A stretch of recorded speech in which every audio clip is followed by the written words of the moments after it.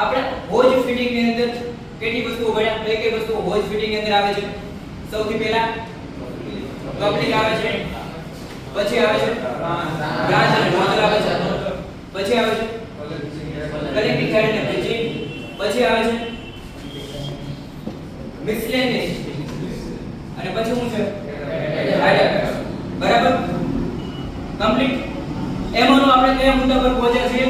Branch અને nozzle. Branch આપણે કેટલા પ્રકારની જોઈ? બે પ્રકારની. એક છે હેન્ડ કંટ્રોલ બ્રાન્ચ અને બીજી છે non control branch. Hand control ટાઈપની જે બ્રાન્ચ છે એમાં ફાયરમેનનો જે બ્રાન્ચમેન છે એમનો પોતાનો કંટ્રોલ રહે છે. હવે હેન્ડ કંટ્રોલ બ્રાન્ચ ની અંદર આપણે કઈ બ્રાન્ચોની વાત કરી તો આપણે જોઈ શકીએ છીએ. સૌથી પહેલા કઈ બ્રાન્ચ જોઈ આપણે? Ordinary branch. પછી કઈ બ્રાન્ચ જોઈ? Triple purpose. ટ્રિપલ પર્પઝ જે બ્રાન્ચ છે ઈ કઈ રીતના કામ કરે છે?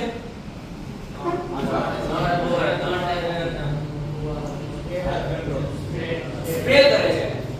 ટ્રિપલ પર્પઝ નું કામ શું છે? સ્પ્રે કરે છે પાણીને, જેટ કરે છે અને પાણીને આપનું કામગીરી ખતમ થઈ ગયા બાદ ફાયરમેન પોતે પાણીને બંધ કરી શકે છે. એમને પછીની કઈ બ્રાન્ચની વાત કરી? London pattern type hand control. આ બધી બ્રાન્ચોમાં કઈ બ્રાન્ચને ફાયરમેનનો ફ્રેન્ડ બ્રાન્ચ કહે છે? લંડન પેટર્ન ટાઈપ બ્રાન્ચને ફાયરમેનનો ફ્રેન્ડ કહે છે. હું કામ એવું કહે છે? આ બ્રાન્ચ એકી સાથે બે કામ કરે છે.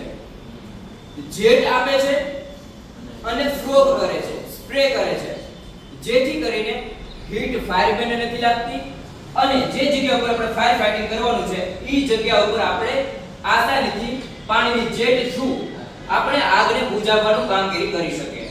એમના પછી કઈ બ્રાન્ચોની વાત કરી આપણે? Fog branch. Fog branch. પછી ફાસ્ટ એક્ટિવ બ્રાન્ચ. પછી ડિફ્યુઝર. પછી આ બધી બ્રાન્ચોને ફાયરમેન પોતાના હાથથી કંટ્રોલ કરી શકે છે. જેથી આ બ્રાન્ચને કઈ બ્રાન્ચ કહીએ છીએ? Hand control type branch. Okay, આજના લેક્ચરમાં કોઈ કઈ ડાઉટ? જય હિન્દ. જય